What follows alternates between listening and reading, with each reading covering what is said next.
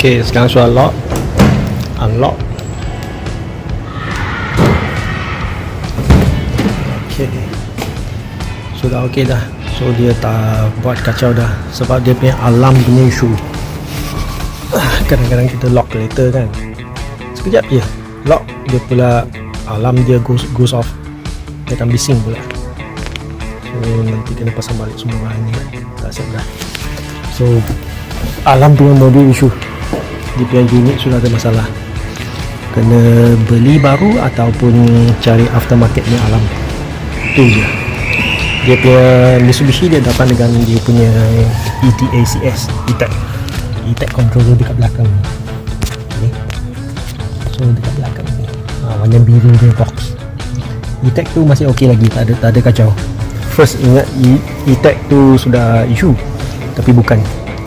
So nasib lah, boleh jimat sikit lah. Kalau etacs susah nak cari. Alright, so dah cari aftermarket isi alarm, dipasang je.